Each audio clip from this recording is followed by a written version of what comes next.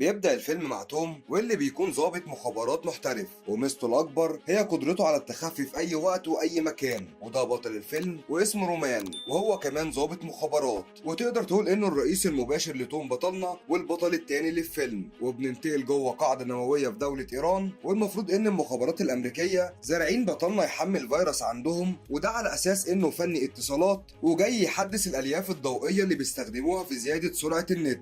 وكل اللي كان بيحصل الامريكان شايفينه صوت وصوره بالقمر الصناعي. المهم انه بعد ما خلص شغله ومشي بقى قدامهم اقل من 24 ساعه للتنفيذ، واللي هيكون عباره عن تعطيل نظام الطرد المركزي في القاعده النوويه، وده هيرفع درجه الحراره جدا. وقبل ما نشوف اللي هيحصل عاوز اعرفك على اوليفر، وده بيكون زميل توم. وبعدها دخلوا البيت واستنوا التعليمات الجديده، واثناء الانتظار توم قال يكلم مراته ويطمن عليها هي وبنته. والمعلومات هنا ان مراته عاوزه تتطلق بسبب ظروف شغله الصعبه دي، وان بنته تقريبا ما بقاش يشوفها خالص. وفي اللحظه دي من جوه مطار افغانستان الدولي هنتعرف على بطل جديد وهو مو، وده راجل افغاني وبيشتغل مترجم انجليزي، والمفروض انه دخل البلد بهويه مختلفه لانجاز مهمه محدده، وهي انقاذ اخت مراته اللي اتخطفت من حركه طالبان. والكلام ده يودينا على رومان اللي مقيم في دبي، والمفروض انه عامل نفسه مسلم وعايش وسط اخواتنا في الامارات، وبيدير كل عملياته من هناك، وهو اللي نظم عمليه مو. وبعد كل ده وصلنا لاخر اليوم، والفيروس اللي بطلنا حمله بدا ينتشر في القاعده النوويه، وده خلى درجات الحراره تتضاعف عندهم بشكل كبير، وقام حاصل انفجار كبير جدا. والخبر وصل للجماعه في ايران، وبقى مطلوب منهم يجيبوا اللي عمل كده فورا. فهنا كده بطلنا وجوده بقى خطر ولازم يتحرك بسرعه، فجهز نفسه وطلب من اوليفر هو كمان انه يجهز. وبما ان سفره هيكون تاني يوم، ساعتها اتعمل اجتماع بين جماعه طالبان وضابط في المخابرات باكستاني اسمه نذير. وبيوصل توم مطار دبي، وبالمره قال يشتري هديه لبنته، وساعتها جاله رساله من رومان وفيها الميعاد اللي هيتقابلوا فيه. وقبل ما نروح لرومان خليني اعرفك بفاطمه، ودي تبقى اخت مرات مو واللي حاليا قالب عليها الدنيا، وهي بتكون اتخطفت من بتوع طالبان لانهم بيلموا كل المعلومات من البلد. وبعدها بنروح للقاء اللي حصل بين توم ورومان. وعلى الرغم ان بطلنا المفروض ياخد اجازه بعد اخر مهمه، الا ان رومان قال له على مهمه اصعب واصعب، وعلشان يوافق عرض عليه فلوس كتيره جدا يامن بيها مستقبل بنته. طب ايه المهمه اصلا؟ قال لك تتبع وتدمير مطار في مدينه افغانيه على حدود ايران، وقال ان المطار ده بيجهزوه لتصنيع قنبله نوويه، والخازوق ان اصلا جماعه طالبان مسيطره على المكان ده كله، وكده هيعوزوا حد من اهل البلد دي يكون عارف لغتهم. وطبعا مفيش احسن من مو. وعلى طول توم سافر واتقابلوا، وفي الطريق اتعرفوا على بعض اكتر، وبطلنا عرف ان مو من اصول افغانيه وهربان من سنين بعد ما ابنه اتقتل غدر. بس قبل ما نكمل تعالى بقى اعرفك بحد تاني واسمه فرازاد، وده يبقى عقيد في الجيش الايراني. والراجل ده كده مفيش وراه شغلانه غير مين فجر المفاعل. وفي الوقت ده كان توم وصل لبيت مو، وبمجرد ما دخل البيت اداله شنطه جاياله من المخابرات، ودي فيها جهاز لابتوب واسلحه كتيره، لدرجه ان التاني ساله هو انت مهمتك ايه بالظبط. طبعا مرضاش يقول له لانه ما ينفعش يكشف نفسه ويقول له انه فجر المفاعل، بس قال ان المهمه هتكون على حدود ايران ولازم تكون معايا. فالراجل خاف جدا لان رومان ما كانش قايل له على سفر اصلا، فاستنى بالليل وراح يقابل اخته ويسالها عن فاطمه. وللاسف الست اصلا حالتها متكحرته، وبتقول له ان جماعه طالبان مش سايبينهم في حالهم. وعدى اليوم ودخلنا في اللي بعده وهو بيزور قبر بنته، وابنه ده بقى مات على ايد طالبان، والراجل حرفيا مش طايقهم. وفي الوقت ده حصلت كارثه كبيره، وهي ان الكمبيوتر المركزي لجماعه البنتجوان اتهكر واتسربت معلومات عن عمليه تفجير المفاعل. والكلام ده معناه ان توم اتكشف كده خلاص ولازم يهرب فورا. وساعتها رومان كلمه واكد له المعلومه وقال له الغي العمليه فورا، وحالا تسافر لمدينه كاندهار، وهناك هتقابل فريق قوات جويه هتسافر معاهم. وكمان قال له ان اوليفر اتكشف واتقتل كمان. والظابط فرازات برضه شايف شغله واضطر يدفع رشاوي للافغان علشان يعدي الحدود هو وفريقه. ولو كمان المخابرات الافغانيه تتبعوا كلامه مع فريقه وكلموا نذير. وكل اللي شفناه معناه ان توم تقريبا كده بيدور عليه كل ضابط وجندي في ايران وافغانستان. وبعدها بنروح لاجتماع حصل بالرومان والقيادات،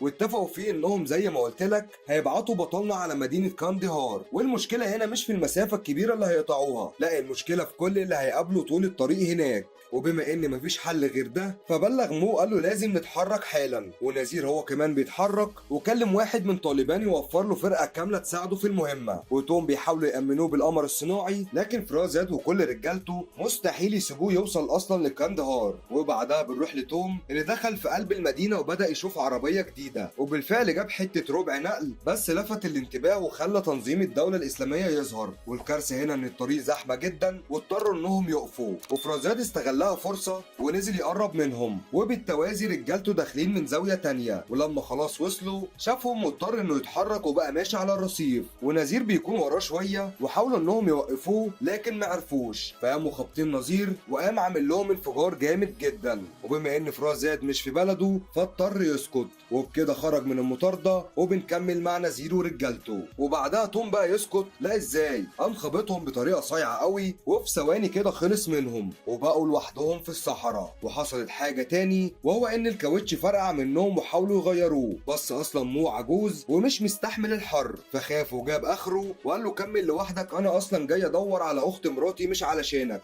ولكن مع حدوث انفجارات حواليهم قال له انه لازم نكمل للنهاية مع بعض، يا كده يا اما هنموت لو بعدنا عن بعض. وكل ده بيحصل ونذير خلاص عرف مكانهم ومكمل. وبعدها العربية اتصلحت خلاص واتحركوا، وبالتوازي رومان قرر انه يصلح غلطته وينزل يجيبهم بنفسه. اما هما فاتزنقوا في صحراء طويلة عريضة والوقت بيعدي، فتوم قام سايق ومكمل وقال انه مش هيستسلم خالص. ودخلنا في الليل وهنكمل طريقنا بنظارات الرؤية الليلية. وقتها سمعوا صوت غريب واتضح انها طيارة هليكوبتر وكمان عليها فرازات، وبدأ في ضرب النار. فتوم قال لك ما بدهاش بقى وضرب عليهم هو كمان النار. ودخلنا في معركة ليلية بدون اي لمحة نور، ما احنا في الصحراء بقى. المهم بقى شوية ضرب من هنا على شوية ضرب من هنا لحد ما بطلنا قتل الاول منهم وقام راكن عربيته، وبعت مو يستخبى وهو بقى هيتسلى عليهم. وبعد شوية ضرب كمان نزلوا له 2 من رجالتهم، وتحس كده اننا في لعبة حربية. طبعا عاوز اقول لك ان الراجل حرفيا كان بيصيدهم بكل صياعة. ولما جاب التاني شغل دماغه واستخدم مو طعم علشان يستدرج الهليكوبتر وقام بوم مفجرها على الارض. وعلى الناحية التانية رجالة القوات الخاصة وصل لهم الخبر وعرف انهم مستنيين 2 للانضمام للرحلة بتاعتهم. ورومان بقى نزل على ارض افغانية بطيارة خاصة واستقبله ضابط بريطاني مزروع وسط الدواعش. يعني انت بتتكلم في ان قوات داعش هيكونوا في صف توم كمان. وتوم بدأ يتصاحب اكتر على مو وسهروا يتكلموا عن بنته وابنه التاني. والغريب بقى ان توم قال له رغم كل شيء الا ان على خلاف تام مع الامريكان واللي بيعملوه هنا، ما اتضح ان الراجل اصلا انجليزي مش امريكاني. واللي حصل بعد كده انهم قعدوا يتكلموا كتير لاخر الليل. ومع طلوع النهار نذير قرب منهم وشاف الهليكوبتر وعرف ان مهمتهم مش هتكون سهله خالص. اما رجالتنا فوصل لهم دعم من امير حرب افغاني ورجالته وصلوا وهياخدوهم عنده. وفي الطريق مو كان مستغرب ان ازاي توم يعرف امير حرب اصلا، وامير الحرب ده فعلا افغاني بس تقدر تقول انه شغال مع اللي يدفع اكتر، يعني يساعد الامريكان مره والدواعش مره وطالبان مره وكده، يعني راجل ما عندوش مبدأ. طب والمساعده هنا هتكون ازاي؟ قال لك انه هيديهم عربيه يتحركوا فيها على كاندهار وفي ظرف 3 ساعات هيكونوا هناك. وفي النهاية مو كان هيقتله لأن الراجل كان سبب رئيسي في موت ابنه، بس يعني عدت على خير. وهنا توم اعتذر له لأنه أصلا ما كانش يعرف الحكاية دي وقال له معلش استحمل، إحنا لازم نهرب وبسرعة كمان. وبالفعل خدوا العربية وقاموا ماشيين. وساعتها بقى الواطي التاني عمل مكالمة وما نعرفش كلم مين. وبعدها بنروح بقى النذير اللي لسه بيدور عليهم ولازم يلاقيهم، ورئيسه بلغه بموضوع كاندهار ودي هتكون وجهته الأخيرة. طيب خلينا مع الرجالة اللي في طريقهم وشافوا عربيات طالبان داخلين عليهم، وده معناه ان الواطي هو اللي كلمهم في التليفون. مش قلت لك مفيش مبدأ خالص. وطبعا الرجاله اتحطت في مزرعه ما يعرفهاش الجن الازرق وحرفيا موت نفخ على الاخر. ما هو الراجل افغاني زيهم واعتبروه خاين، بس حظهم ان بتوع داعش وصلوا وقامت المعركه. وطبعا مش محتاج اقول لك انهم دواعش فيك لان رومان اصلا معاهم، واشتغل الضرب من كل الاتجاهات. فالقائد بتاعهم لما فقد الامل طلب من نذير انه يوفر له ضربه جويه، وطبعا رفض وقال له لا اصبر انا جايلك. وبعد شويه موقف الدواعش بقى صعب جدا، فرومان قرر انه يضرب البوابات ويدخل بنفسه، وراح قاتل القائد ودخل يلحق توم، وكده ما بقاش فاضل غير الهروب على المطار. ونذير قرر ما يدخلش المعركه دي ويتحرك عليهم، فدخلوا في معركه جديده على الطريق، والراجل مصمم انه يجيب توم باي تمن، فقرب اكتر واكتر لحد ما رومان جاب اخره وقام يضربه، وساعتها خد طلقه في بطنه. وعلى الرغم ان الرجاله حاولوا يسعفوه الا انه قرر ينط من العربيه، وبعدها للاسف بيموت. وهنا بنعرف ان رومان اصلا مسلم لانه قال الشهاده ومات. وتوم بقى كمل طريقه لان نظير اصلا بلغ رجالته وبقوا يضربوا عليه مدافع. وبعد شويه ضرب كده في مره واحده اصابت عربيته وقلبتها. قال لك لا بقى انا هاخد مسدسي واللي يحصل يحصل، وما خافش من الموت. وقربوا من بعض قوي وهما بيضربوا لحد ما توم ضربوا طلقه في رقبته، وهوب اكتشف عربيات جديده ما تفهمش دول تبع مين، بس الاكيد انهم مش تبعنا، فودعموه واتاكدوا انها اخر لحظات حياتهم. وهنا قائد العمليه قرر يخالف كل التعليمات